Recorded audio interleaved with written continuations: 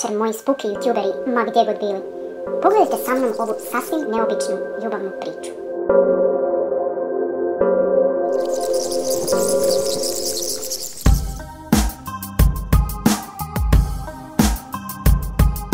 U disku sam skoro dočekao svitanje, tad je došla ona i postavila pitanje: jesi li sa autom da me odbaciš doma? Od toliko cuge totalna sam koma. Naravno, klimnuo sam buljeći njene oči, dopeljao sam auto i viknuo: uskoči! Jedva vidim cestu u tom gustom mraku, otvorio sam prozor, nešto je u zraku. Reci mi mala, kojim putem moram ići? Rekla je samo pići, moram što prije stići. Dok sam je gledao, ostao sam bez daha.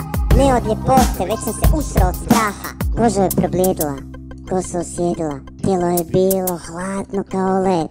Pratio me njezin mrtav pogled. Ugrizla me za vrat, nije prvi put. Vidi mjesec krvav, a bio je žut. Scena kao iz nekog jebenog hororca. Što slijedi dalje, da li me vodi do svog dvorca? Moj ben, večeras si na svirku, povešću svoju najdražu vampirku. Neka pozori svoje frendice, vampirke, zombije i vještice.